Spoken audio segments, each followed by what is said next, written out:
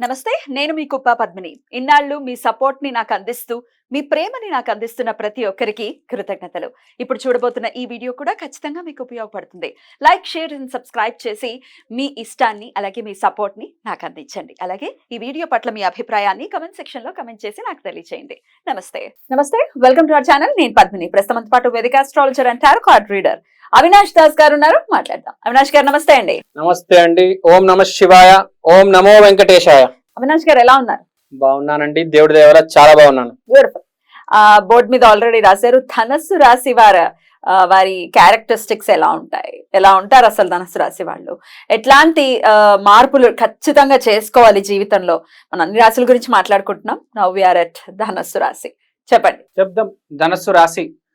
ధనస్సు రాశి గురించి మాట్లాడాలంటే బేసిక్ గా ధనస్సు రాశి నంబర్ 9 స్టార్ట్ చేసుకుని చెప్పాలి కదా. 9 జేమ్ స్టోన్ కనక పుష్యరాగం. మీరు ఒకసారి చూపించండి. ఆగండి, ఆ ఎల్లో కలర్ జెమ్ స్టోన్ మెరుస్తుంది. అదే ధనస్సు రాశి వాళ్ళు వేసుకోవాల్సిన జెమ్ స్టోన్. బ్యూటిఫుల్ స్టోన్ అని చెప్పుకోవచ్చు కదా. అవును. అంటే ఇది హార్మ్ చేయదు ఎవరిని అనేది వింటూ ఉంటాం. అవును, ఎందుకంటే గురుగ్రహానికి సంబంధించింది అది. Gem stone lucky gem stone, ఎవరైనా వేసుకోవచ్చు. మీకు కెమెరాలో కనిపిస్తుంది, ఎల్లో కలర్ లో ఉంటుంది. Right, okay. తర్వాత అసలు ఈ ధనస్సు అంటే మనం ఒక నంబర్ చెప్పాము, తర్వాత ఒక జెమ్ స్టోన్ చూపించాము. ఇప్పుడు ఒక మనిషి కూడా చెప్పాలి కదా ధనస్సు అంటే అర్థం అవ్వాలి అంటే. ఇప్పుడు ట్రాయ్ సినిమా ప్రతి మనిషి చూసి ఉన్నాడు. ఆ సినిమా హీరో బ్రాడ్ పిట్,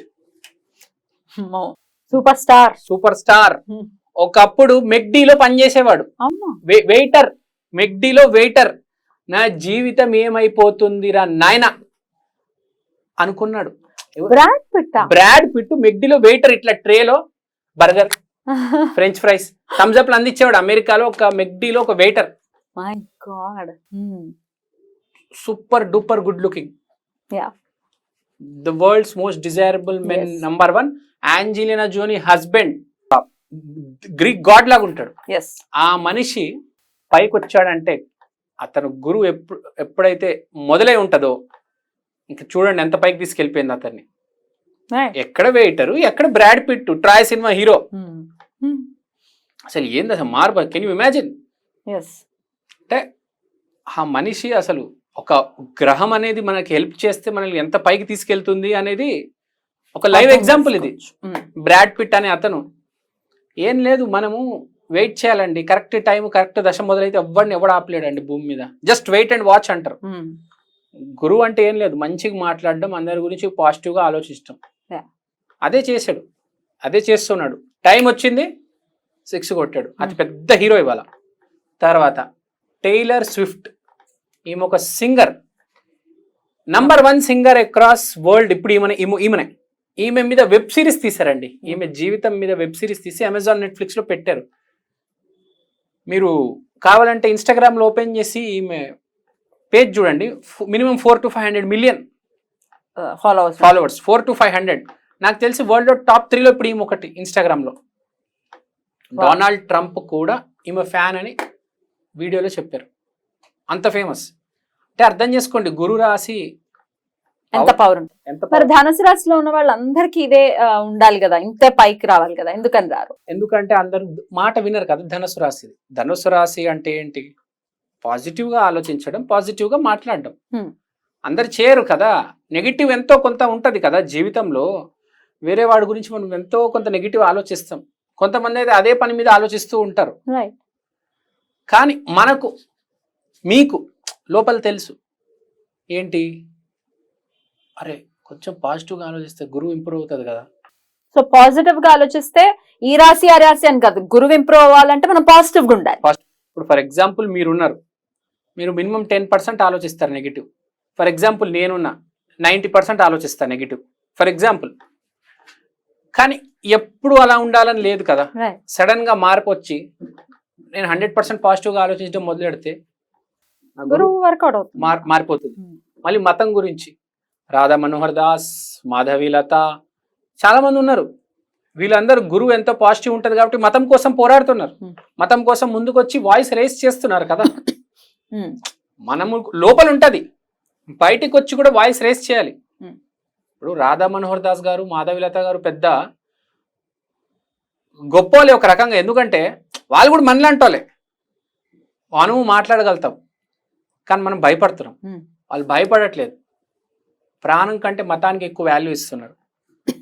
అందుకనే అంత పైకి వచ్చారు, అంత పేరు వచ్చింది. ఒక పాజిటివ్గా అయినా ఆలోచించాలి, లేకపోతే ఒక మతాన్నైనా కాపాడాలి. ఇప్పుడు మన ముత్యాలమ్మ టెంపుల్ ఇష్యూ చూస్తున్నాం, దానికోసం ఎంత చేస్తున్నారు వాళ్ళు, ఎంత నడుస్తుంది చూస్తున్నాం, అసలు ఎంత ఎజిటేషన్ ఉంది. ఆ ఎజిటేషన్ చేస్తేనే కదా మన హిందూ మతాన్ని కాపాడేది.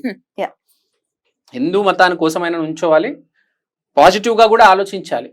So okay, profound compassion. ఇప్పుడే చెప్పాను, ఒక పిచ్చి ఉంటుంది, మనము కాదు మన మతం, మనము ఒక మనిషి బాగుండాలి. నా స్థాయిలో నేను ఎంతో చేయగలుగుతాను. ఇప్పుడు నేను ఒక మెక్డీలో పనిచేస్తున్నా, కొంచెం కూల్ డ్రింక్ ఎక్కువ పోయొచ్చు కదా, నేను గ్లాస్ ఇంత లాస్ట్లో ఒక 90% వేస్తారు, ఒక 10% ఎక్స్ట్రా యాడ్ చేయొచ్చు కదా.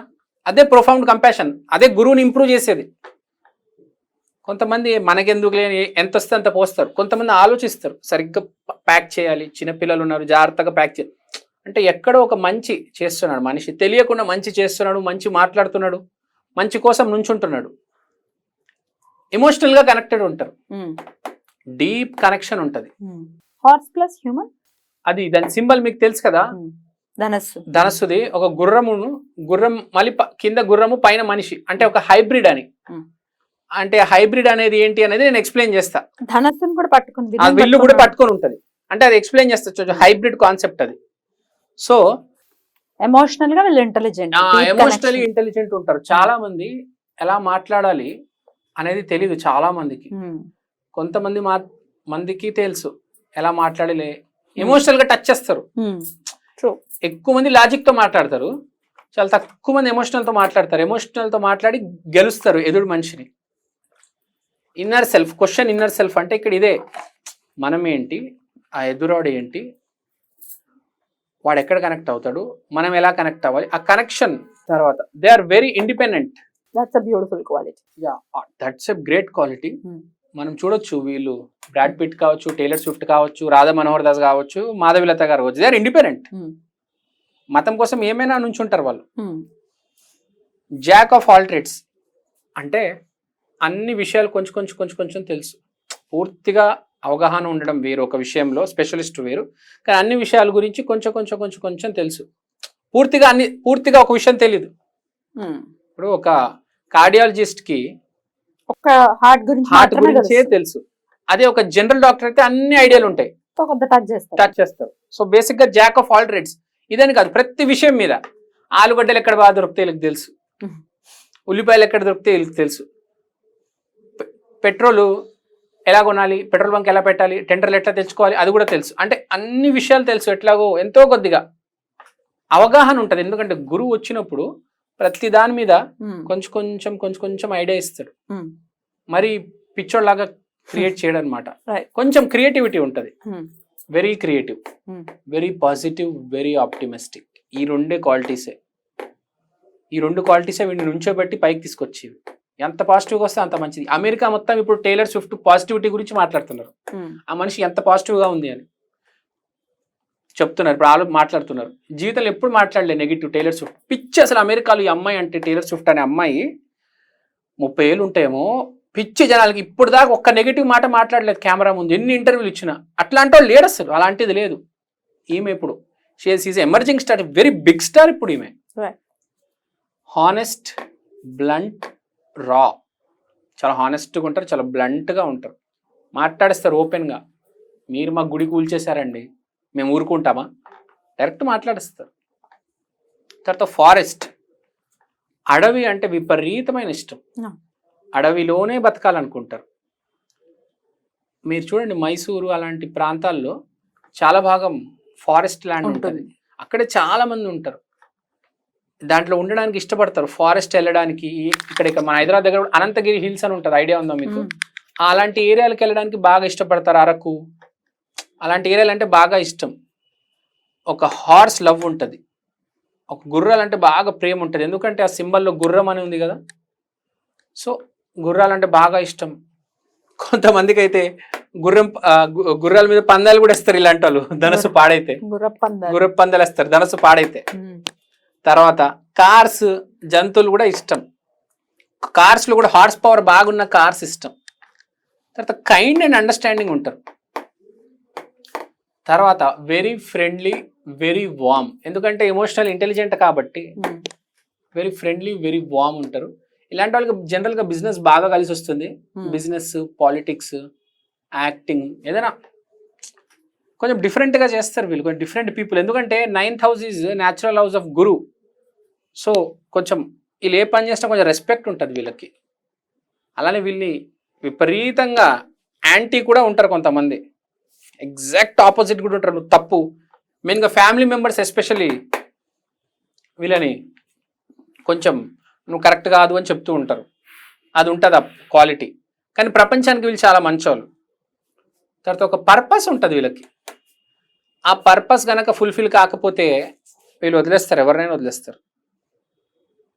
నాకు ఈ పర్పస్ ఉంది, ఈ పర్పస్ కనుక నాకు ఫుల్ఫిల్ అవ్వట్లేదు అంటే ఎవరైనా వదిలేస్తారు, పట్టించుకోరు. వీడి పర్పస్ మెయిన్, తర్వాత ఏ మనిషి అయినా. Value is greater than money అని నమ్ముతారు. మనీ, పీపుల్ కూడా వీళ్ళకి ఒక వాల్యూ ఉంటుంది, ఒక పర్పస్ ఉంటుంది. నేను ఈ మతం కోసం ఇది చేస్తాను, లేకపోతే నాకు ఇది ఇష్టం, నేను చేస్తాను. మీరు ఉంటారండి ఉండండి, లేకపోతే వెళ్ళిపోండి, లేకపోతే నేను వెళ్ళిపోతాను, ఫిక్స్. అది ప్రెజెంటింగ్ ఏ న్యూ ఐడియా, ఒక కొత్త ఐడియా ప్రమోట్ చేస్తారు ఎప్పుడు వీళ్ళు. చాలా స్పిరిచువల్ ఉంటారు, విపరీతమైన స్పిరిచువల్, చాలా బాగా స్పిరిచువాలిటీ నమ్ముతారు. రొటీన్ని నమ్మరు, రొటీన్ అంటే ఇష్టం ఉండదు, ఫీల్ అవుతారు.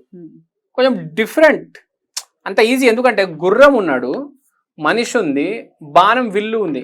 అంటే మీరు అర్థం చేసుకోండి, చాలా కాంప్లెక్స్ పర్సన్. అంత ఈజీగా అర్థం ఈజీగా. ఇప్పుడు ఒక మనిషిని చూస్తే మనిషి, గుర్రాన్ని చూస్తే గుర్రం, ఒక ఏదైనా ఆయుధం ఉంది, గన్ను, బాణం, విల్లు, ఈ మూడు మిక్స్ ఉంటుంది. చాలా హైబ్రిడ్ కాంబినేషన్. అర్థం చేసుకోవడం అంత ఈజీ కాదు ధనుసు రాశి వాళ్ళని. సడన్ గా మనిషిని వదిలేస్తారు, మీకు ఒక క్వాలిటీ ఉంటుంది. సడన్ గా ఒక గ్రూప్ ఆఫ్ సర్కిల్ని వదిలేసి వేరే గ్రూప్కి వెళ్ళిపోతారు. ఎందుకంటే హైబ్రిడ్ ఉంది కదా, ఒక మనిషిలాగా ఉంటారు. సడన్ గా ఒక వారియర్ లాగా తయారైపోతారు. మళ్ళీ వారియర్ నుంచి మళ్ళీ వచ్చి ఇంట్లో కూర్చుంటారు. అర్థం కాదు, మనిషిని అట్లా వదిలేస్తారు టప్పని. చాలా విపరీతంగా ఉంటాయి, మీరు అర్థం కూడా చేసుకోరండి. ఇప్పుడు నేనే ధనుసు రాశి అనుకోండి, బాగుంటా సడన్ గా మాయమైపోతా, ఫోన్ ఎత్తాను, మాట్లాడను, కట్టిపోతా, అసలు కనిపించను, ఇంకా గాయబ్, ఇంకా మనిషి, ఇంకా మీకు నాకు సంబంధం లేదు అన్నట్టుగా, ఇంకా ఫ్రెండ్షిప్ లేదు, ఏం లేదు. మనిషి మారిపోతాడు. ఫర్ ఎగ్జాంపుల్ అనుకోకుండా ఎదురయ్యామనుకో, నువ్వు నాతో మాట్లాడొద్దు, నువ్వు నా ముందుకు ఎందుకు వచ్చావు, ఇలా మాట్లాడతారు. క్రేజీ. అంటే వాళ్ళకి దాన్ని ఏమంటారు, ఒక రూల్ ఉంటుందండి లోపల, ఈ గీత ఉంటది. మీరు ఆ గీత ఏ రోజైతే దాటారో కథం, నువ్వు ఇంకా ఫ్రెండ్ కాదు. నువ్వు ఫ్రెండ్ కావచ్చు, నువ్వు ఫ్యామిలీ మెంబర్ కావచ్చు, అంతే, కథం. ఆ గీత అర్థం చేసుకోవాలి మనిషిని, అంత ఈజీ కాదు. కానీ యాక్చువల్గా వీళ్ళు చాలా మంచోళ్ళు, కానీ అర్థం చేసుకోవాలి. వీళ్ళు వదలకూడదు, వీళ్ళు వదిలించుకోవడానికి ట్రై చేస్తారు, కానీ వీళ్ళు వదలకూడదు. మనం అది గుర్తుపెట్టుకోవాలి. కానీ వీళ్ళు పారిపోతారు, కానీ హోల్డ్ ఆన్ చేసి ఎక్స్ప్లెయిన్ చేయాలి వీళ్ళకి. ఎందుకంటే వీళ్ళకి ఇన్నర్ సెల్ఫ్ క్వశ్చనింగ్ ఎక్కువ ఉంటుంది, లోపల ఒక డీప్ కనెక్షన్ ఉంటుంది. కాబట్టి వీళ్ళు లోపల ఏముంది అదే నమ్ముతాడు, బయట వాళ్ళది నమ్మడు. ఇప్పుడు మీరు నన్ను నమ్మరండి, ఇప్పుడు మీరు నాకు కనపడొద్దు, మీరు నాకు ఫోన్ చేయొద్దు అంటే మీ ఎవరైనా ఏం చేస్తారు, మీరు కూడా వదిలేస్తారు. కానీ మీరు వచ్చి దౌర్జన్యంగా నన్ను పట్టుకొని అడిగి ఎందుకు ఇలా చేసామంటే అప్పుడు కళ్ళకెళ్ళి నీళ్ళు వచ్చి ఎక్స్ప్లెయిన్ చేస్తాడు ఆ మనిషి. కానీ జనాలు ఏం చేస్తారంటే ఈగో మీదకి వచ్చేసి వదిలేస్తారు ఆ మనిషిని. ఈ మనిషిని కూడా ఎవరు పట్టించుకోడు, వీడు ఎవరిని పట్టించుకోడు. అలా సంబంధాలు అలా తెగిపోతాయి.